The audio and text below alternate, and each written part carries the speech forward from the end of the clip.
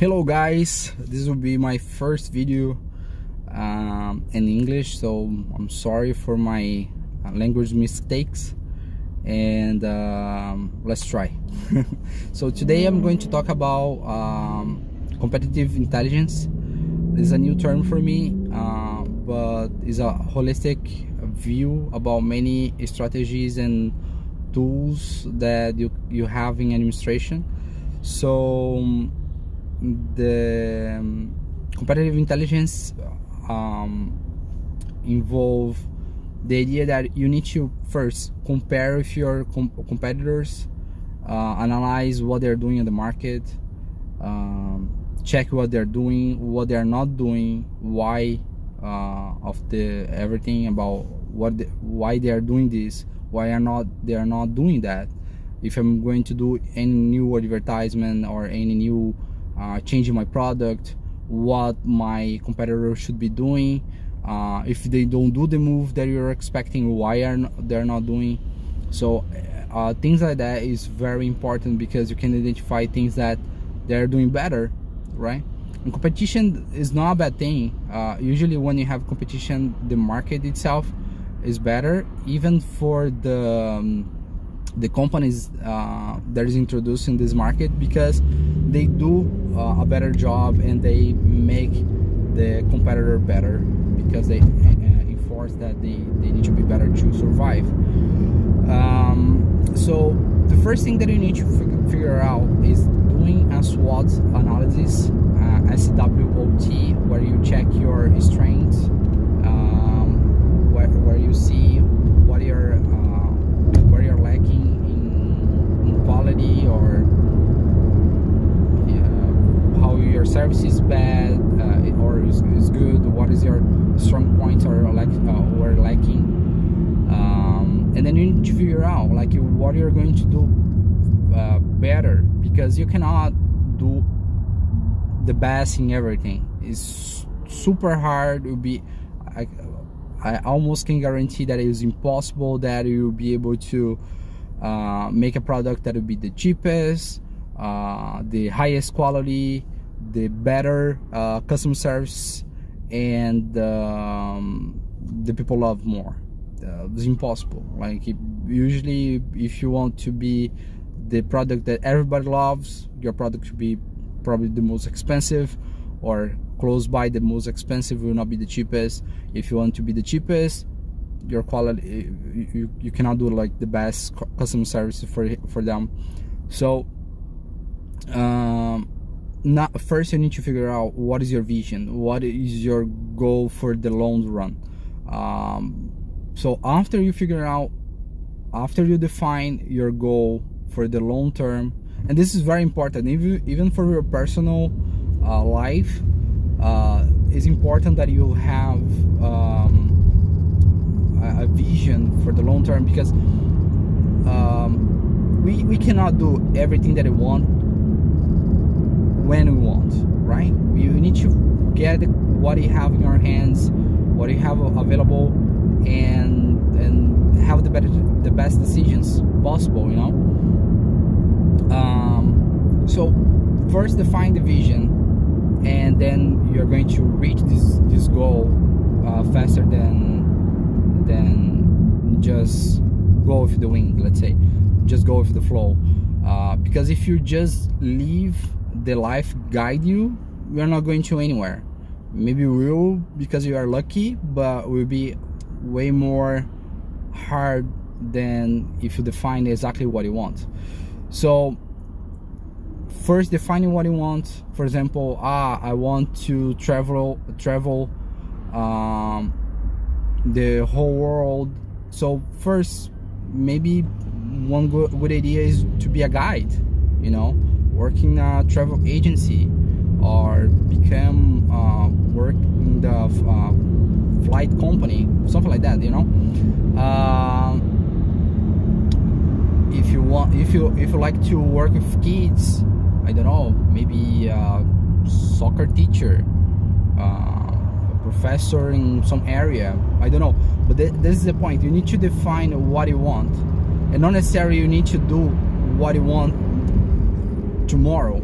You can guide yourself to, when you receive opportunity, you can see the future on this, because maybe you're going to give you a step back, but in the long term it will be beneficial for you, you know.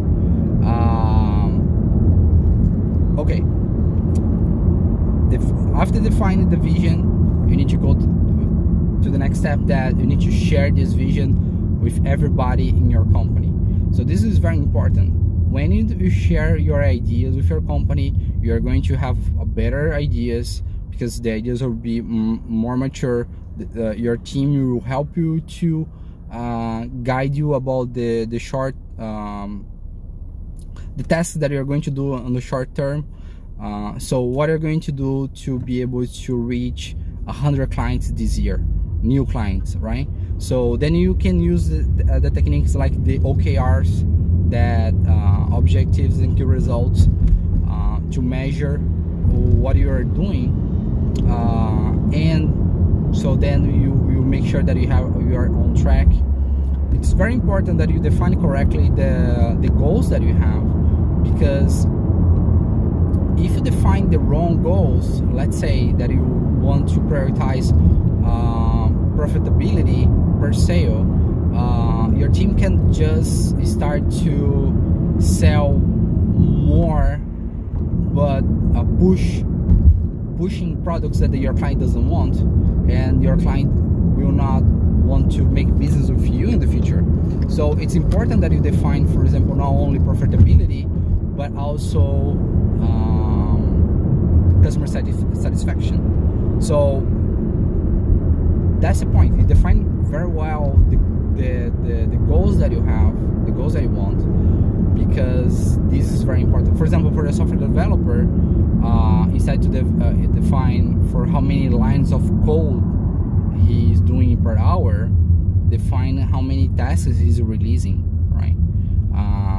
Is a way more effective. Or for example, get in our case, we give a subjective analysis between the developers, sharing the idea about how effective he is, how communicative he is, how team player the person is. So this is more important than just be a great developer and he's horrible with the team, you know. So this kind of thing matters. So measure things that matter for you. Okay, after define the vision, after define the tasks, share your ideas with everybody. Communications is very important. You need to share your ideas with everybody all the time. Align with them, check if they believe that you are on the right path, because if they don't believe that they're doing something that will have future, you're going to have a problem. Or they're going to leave the company, or they're going to do the work like in not the best way. So this is very important. How you collect the information to analyze your OKRs, it's very important also. Let's say that you are collecting information from your sale about customer satisfaction, and who is doing the question is your sale guy. Okay, so if the guy is the seller, and he probably is going to cheat about the rate, or even the client can lie to him. He believes that the service was horrible, but because of the same person that is analyzing, you can say, what's okay. So have a software to do questions like that. It's very important. Usually when you love it, when we hate the service, we like to give your opinion.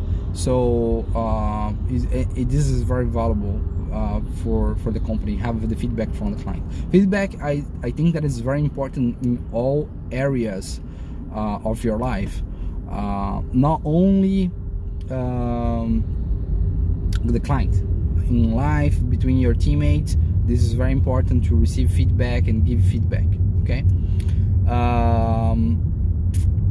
Okay, then you can think, wow, it's a lot of information, a lot of things. I already have a lot of workload from my office. going to worry about that now? Well, we have many tools that can help with that. First, companies that invest in competitive intelligence, they have a better profitability, they have a better result, and long-term life, let's say. You have a great example about Nokia. They just ignore the vision of Apple in 2002, saying that they're going to invest in mobile phones, and the result was in 2007 the iPhone, and today we don't have Nokia, right?